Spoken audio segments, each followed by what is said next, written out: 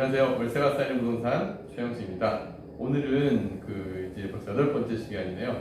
8강으로 이제 진행할 건데, 지난주에 이제 좋은 오피스텔을 고르는 법을 했다 한다면, 이제 오피스텔을 고르려면 실제로 가격이 적정한지, 또 이게 정말 잘 사는 건지, 이런 내용이 궁금하실 겁니다. 그 중에서 가장 기본적이고 기초적인 건데, 오늘 내용은 투자 사례를 보는 수익형 부동산 오피스텔 투자 전 상대적 비교가 중요하다. 좀 비교를 오피스텔 같은 경우는 넓게도 해야 되고 좁게도 해야 돼요. 뭐 이렇게 얘기하면은 잘 와닿지가 않으실 거예요. 그래서 제가 실제 사례를 하나 보여드릴게요. 작년에 저희가 이제 분양을 할 때 그 오피스텔 저희가 사드리는 케이스가 있었는데, 만약에 여러분 그때 저희가 이제 비교했던 그 오피스텔들이 당시에 같이 분양을 했던 경기도 김포시 구례동의 300세대 오피스텔이고, 이제 올 7월 달에 개통되는 김포도시철도 구례역의 7분거리에 있는 6.4평 오피스텔이 하나 있습니다.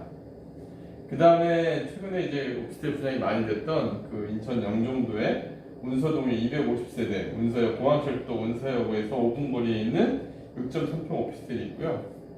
그리고 여기는 서울이에요. 서울시 구로구 오류동 345세대 오류동역 3분 거리에 있는 6.2평 오피스텔이 있습니다. 실제 이 아이소 사진들을 보시면 아시겠지만 뭐 크게 면적 차이나 이런 건 없어요. 그러니까 임대료 조건이 크게 달라지진 않을 거예요. 근데 만약에 여러분들이 1번, 2번, 3번 중에 같은 가격이라면 어디 고르시겠어요? 제가 이게 이 질문을 제 강의 때 기억을 해봤는데, 누구나 다 서울시 쪽으로 아마 선택을 하신다고 생각을 하실 거예요. 그럼 가격은 차이가 있으니까 그래도 비슷하게 나오지 않았느냐? 실제 가격을 한번 볼게요. 일단 김포 구례동 한강신도시 구례동의 오피스텔이 1억 4,500, 그리고 영종도 운서동에 있는 오피스텔이 1억 2,800이었고요. 그러면 최소한 1억 한 6, 7천은 돼야 되지 않을까요? 서울이니까. 근데 1억 3,400. 실제로 분양가 차이가 거의 없죠.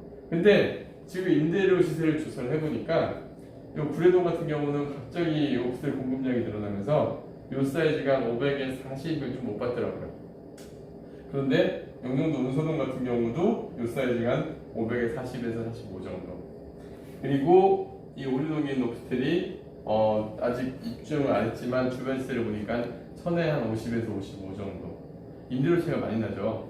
공실 리스크 역시 마찬가지겠죠. 공실 리스크도 아무래도 서울이 낮을 텐데, 이렇게 좀 가격을 넓게 비교를 해보면은 여러분들이 선택의 폭이 넓어져. 그럼 왜 가격 차이가 많이 나냐면, 최근에 신도시 같은 경우들의 이제 땅을 낙찰을 받거나 할 때 보면은 시행사들이 경쟁적으로 이제 가격을 높게 써요. 땅 가격이 높게 올라가다 보면 아무래도 당연히 이제 시행사의 마진이 그만 줄다 보니까 분양가를 올리고, 근데 최근에 오피스텔들은 분양이 대부분 어렵지 않게 100% 완판되곤 했었단 말이죠. 그러다 보니까 그 지역에 상관없이 얼마나 땅을 더 싸게 샀느냐를 알아야 되는데, 그걸 우리가 알 수는 없잖아요.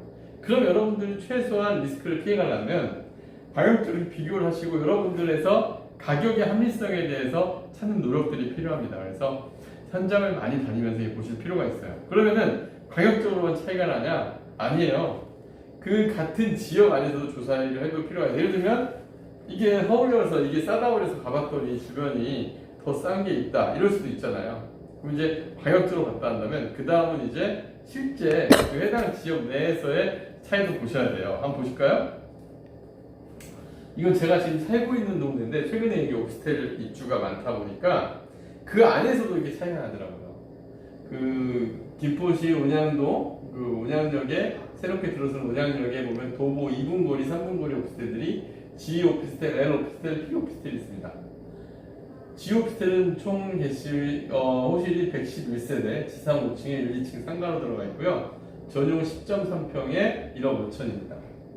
그리고 운양 L 오피스텔은 656실, 좀 대규모 세대죠. 656실인데 지상 10층에 지하 1층, 3층에 상가고요. 그리고 분양가는 1억 6,500이었습니다. 9.76평에. 뭐 이 두 개는 좀 이해가 돼요. 호실이 아무래도 작고 브랜드 차이도 있고.